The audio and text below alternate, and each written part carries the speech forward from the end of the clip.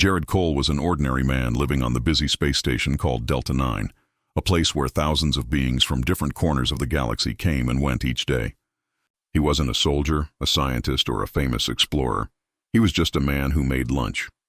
He ran a tiny food stall squeezed between a repair bay and a trader's corridor, a little spot known by everyone simply as the lunchbox. The smell of frying oil, warm bread, and sizzling meat floated around his stand, mixing with the metallic scent of the spaceport air. Jared loved what he did. To him, feeding people wasn't just a job. It was a way to connect with the universe. He didn't care what species came by, what language they spoke, or how many eyes, arms, or tentacles they had. Hungry was hungry, and food was the one thing that made everyone feel a little more human. Most of his customers were traders, mechanics, or travelers who stopped for a quick bite between journeys. But 3 of his favorite regulars were children, though they weren't human. They had smooth, silver-blue skin that shimmered under the station lights and bright violet eyes that seemed to glow when they smiled. They never said much and spoke in soft, musical voices that sounded almost like singing. Jared didn't know their real names, so he called them Spark, Echo, and Tiny.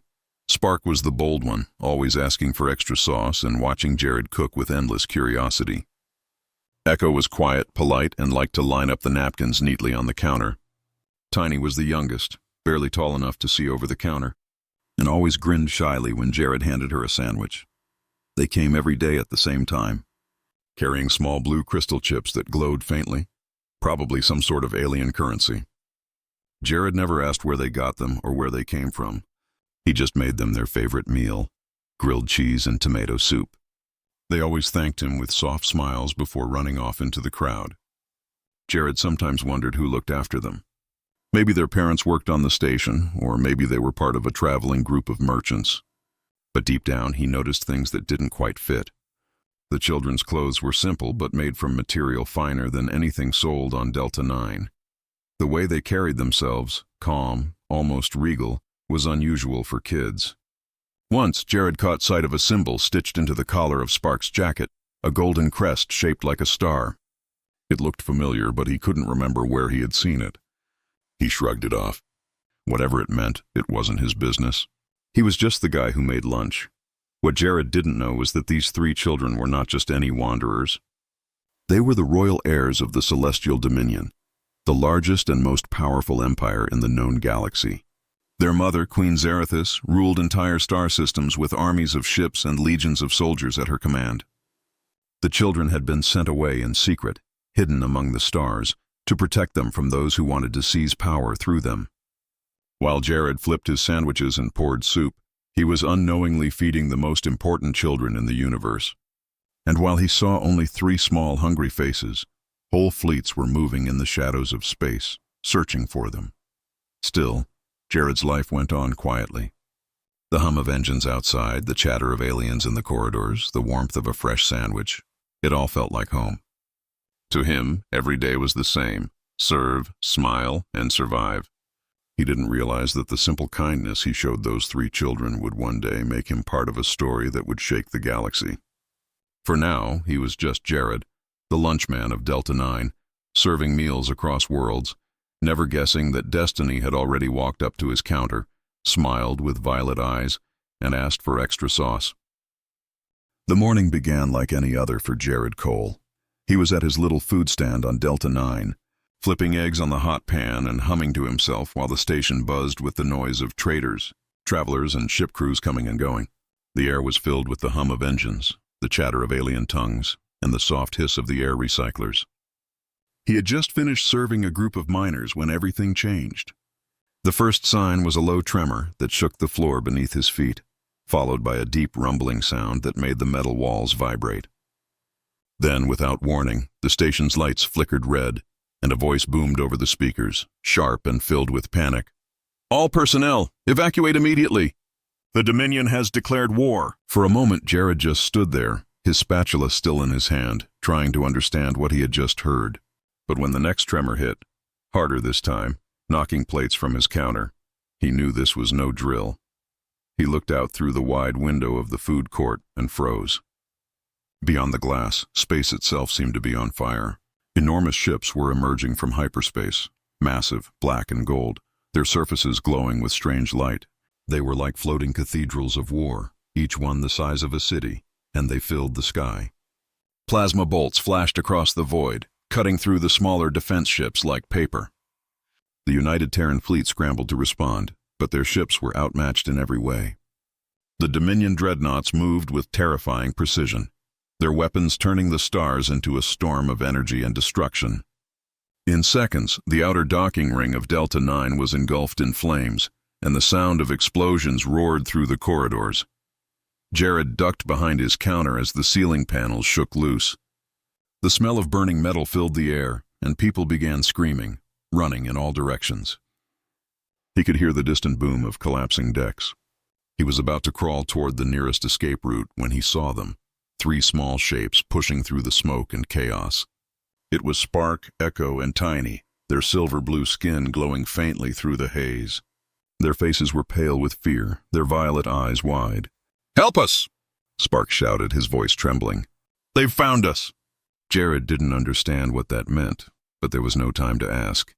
Before he could move, a figure stepped out from the collapsing corridor behind the children, a towering soldier clad in black armor that shimmered with gold symbols. The helmet glowed with red light, and in its hands, it held a weapon that hummed like thunder. The soldier's voice was cold and inhuman. "By order of Queen Zarathis, surrender the royal brood immediately." The words hit Jared like a wave of confusion. Royal brood? He looked at the 3 terrified children.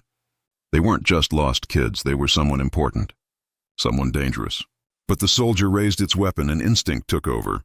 Jared didn't think. He didn't plan. He just grabbed the nearest thing, a frying pan still hot from the stove, and swung it with all his strength.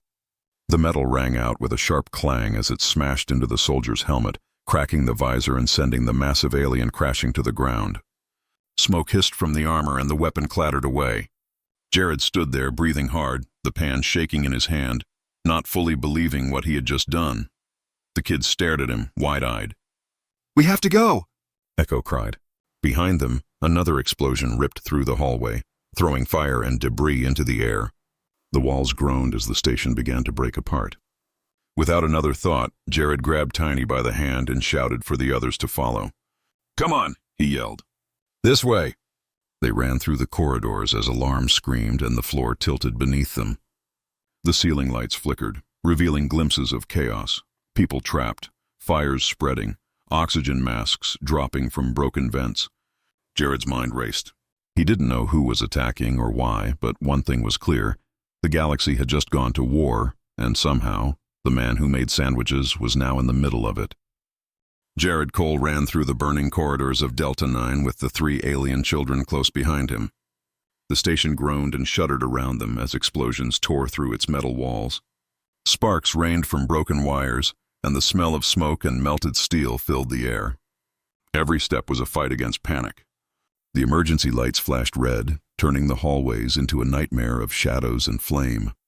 Somewhere behind them, Dominion soldiers were shouting, their heavy boots echoing through the wreckage. Jared didn't know where he was going. He only knew he had to get the kids to safety. He had never felt fear like this before, but when he looked back and saw their terrified faces, something inside him hardened. He wasn't going to let them die. Not while he was still breathing. He remembered the maintenance ducts that ran beneath the service decks, a maze of narrow tunnels meant for engineers and cargo drones.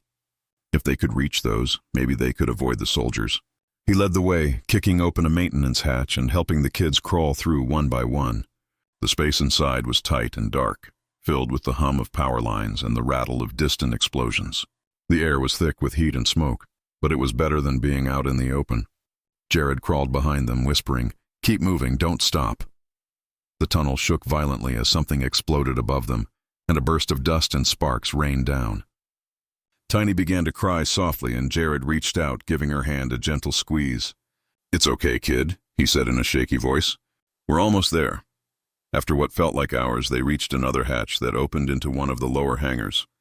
Through the cracked door, Jared could see chaos. Ships were taking off in panic, colliding with debris or getting torn apart by plasma fire. Smoke and light filled the bay, and the noise was deafening. They needed a way off the station. Then, through the haze, Jared spotted a gunship lifting off, the Silverlight. It was a Terran military vessel, small but armed and sturdy. Its engines roared as it prepared to launch. Jared ran into the open, waving his arms like a madman. "Wait, wait!" he shouted. For a second, he thought they'd ignore him. But then the rear hatch opened and a voice yelled from inside. "You trying to get yourself killed?" "Get in here!" Jared shoved the kids ahead of him and climbed aboard just as another explosion rocked the hangar.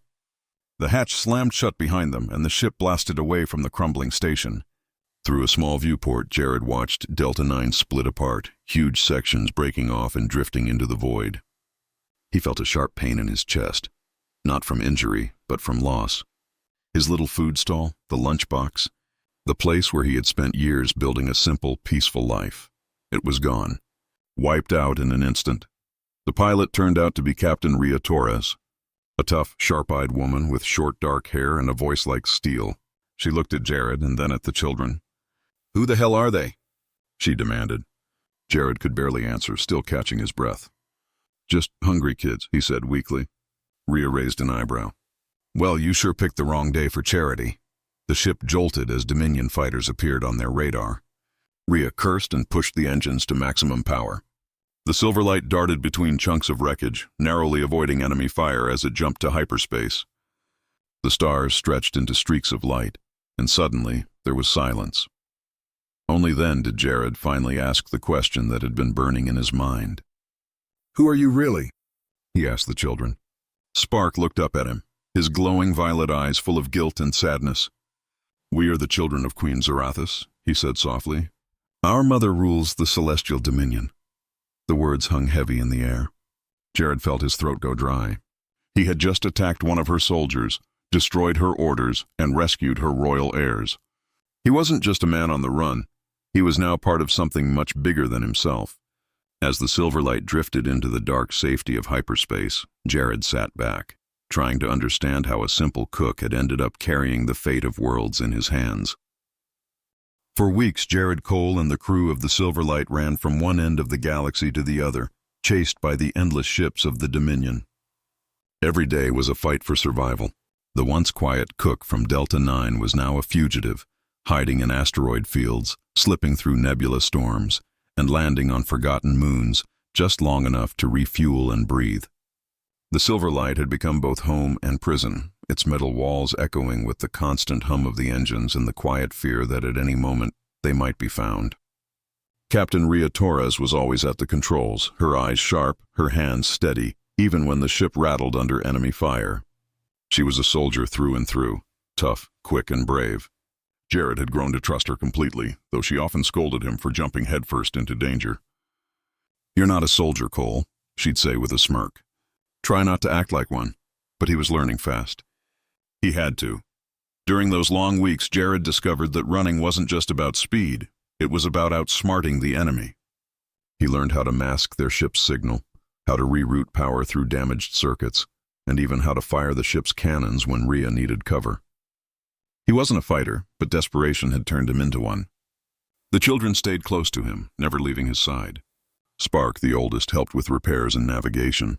Echo spent her time studying the maps Rhea showed her, memorizing star routes and hiding spots.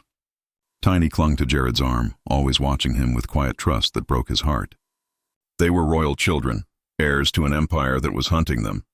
Yet they acted just like any frightened kids who missed their mother. One evening, after days of silence and tension, Jared sat in the small galley, looking out at the stars through a narrow viewport. The universe stretched before him, endless and cold. He had never felt so small. He poured himself a cup of recycled coffee and tried not to think about Delta 9, about his old life. The door hissed open softly and Spark stepped in, his glowing eyes dim in the low light. "Can't sleep?" Jared asked. Spark shook his head and climbed onto the seat across from him. "You keep asking why we're running," Spark said quietly. "You deserve to know." He hesitated before continuing. "Our mother, the Queen, she didn't want war. She sent us away because others in the Dominion wanted to use us as weapons. They thought if they had the royal heirs, they could control her or take her throne. But they found out we escaped. Now they'll destroy anyone who helps us." Jared sat still, the weight of the words sinking in. "So all this death and fire, is because of you three?" Spark lowered his eyes. Because of who we are. Before Jared could respond, alarms blared through the ship. Rhea's voice cut through the speakers. "We've been found!" Jared ran to the cockpit, his heart pounding. Through the window, he saw the flicker of ships dropping out of hyperspace behind them. Dominion hunters, fast and deadly. "They must have tracked our last jump," Rhea shouted. "Hold on tight!" The silver light spun through an asteroid field, weaving between massive floating rocks as enemy fire exploded around them. Jared grabbed the controls beside her, helping divert power to the shields. The ship shook violently, warning lights flashing across the console. One blast hit the side of the hull, sending them tumbling. Tiny screamed, clutching Jared's arm. "If we can just reach the edge of the field," Rhea said through gritted teeth, "we can make a hyperspace jump." Jared's palms were slick with sweat. He fired the rear cannons blindly, hoping to slow their pursuers. Explosions lit up the black sky behind them. Just as the Dominion ships closed in, Rhea slammed her hand down on the jump controls. The stars stretched into lines and then silence. They had escaped, but only barely. Rhea leaned back in her seat, exhausted. Jared looked over at the children, all huddled together, shaking but alive.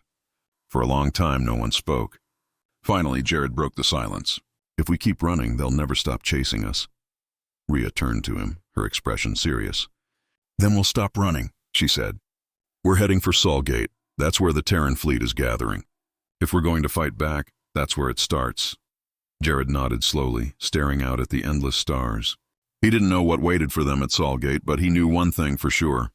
He would fight to protect those kids no matter what it cost.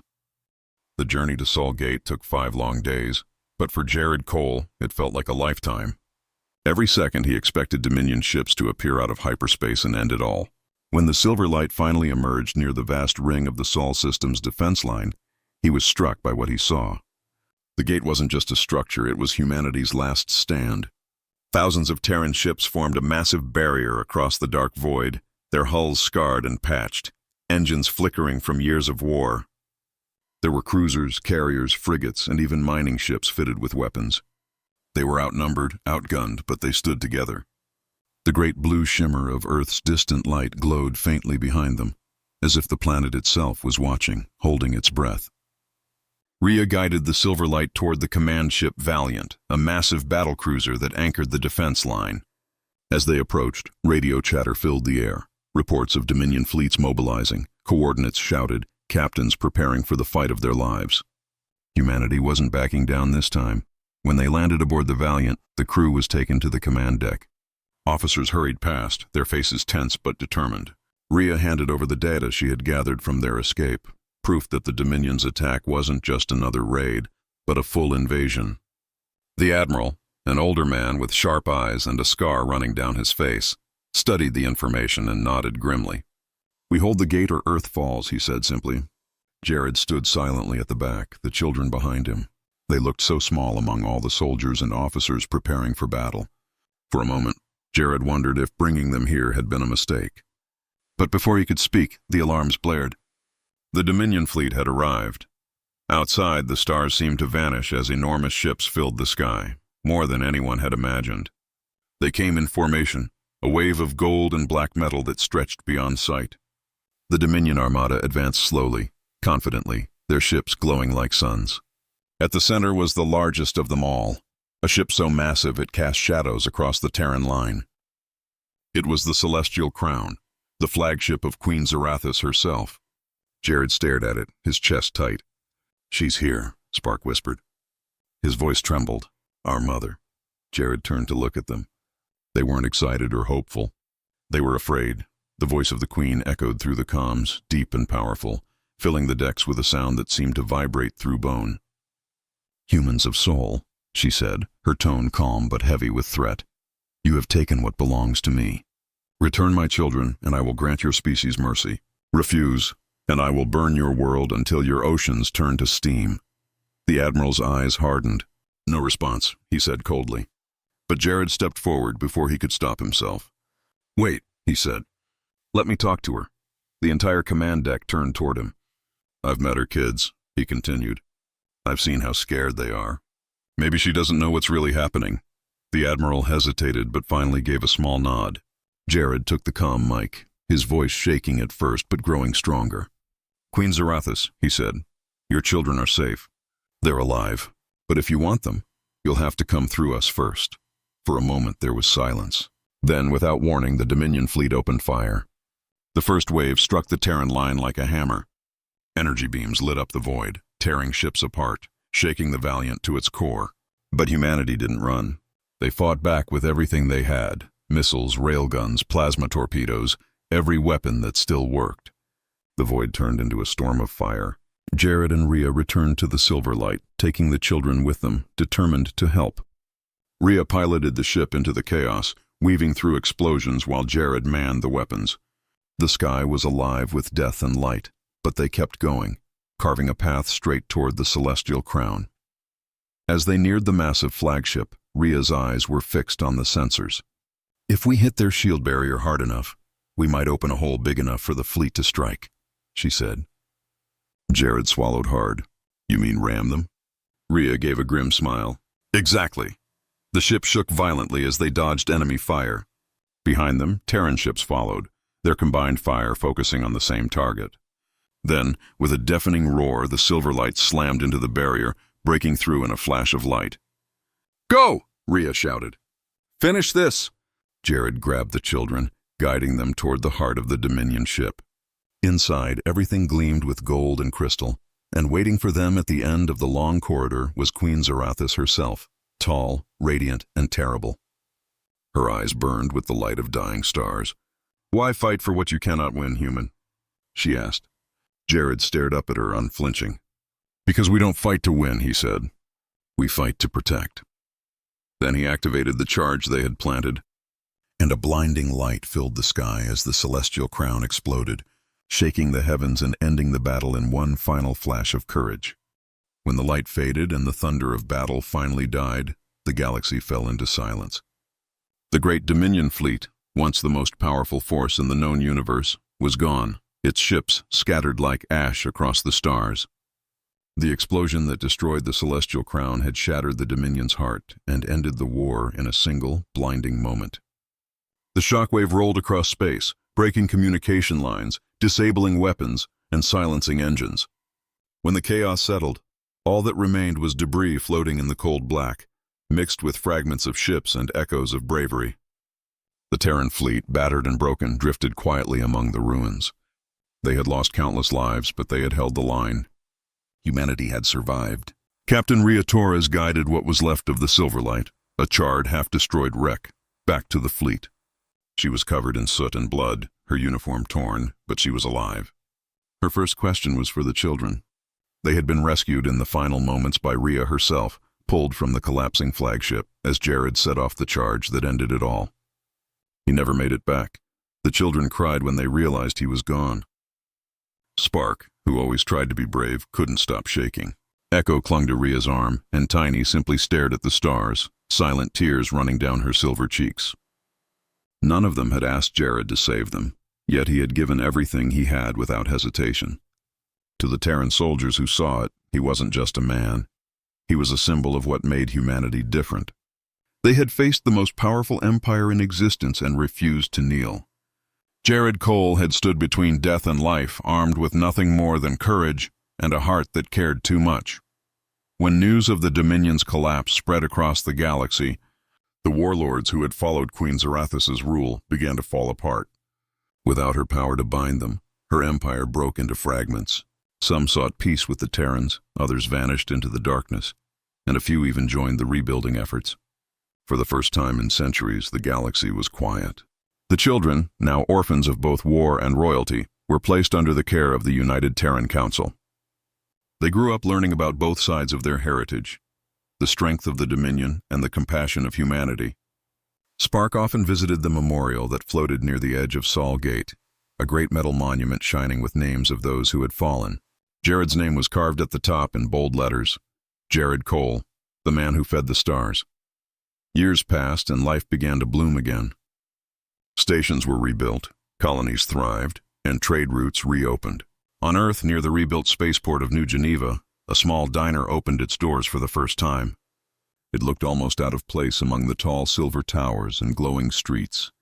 The sign above the door read, "The Lunchbox, Everyone's Welcome," Inside, the walls were lined with photos of people from different worlds.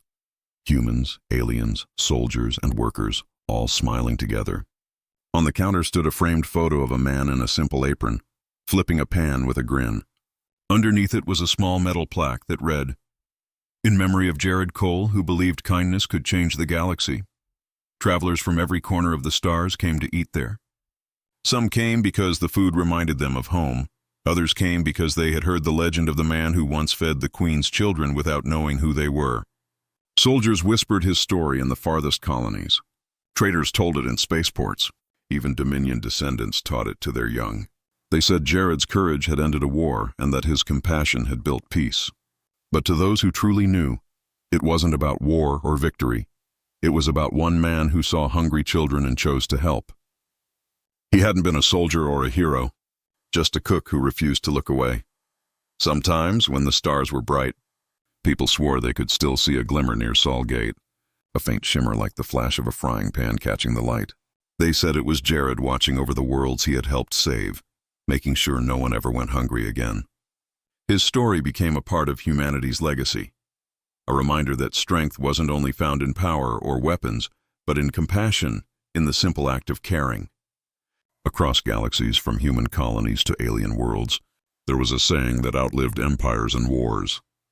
Feed the hungry, protect the weak, and never forget, the man who served lunch across worlds changed the stars forever.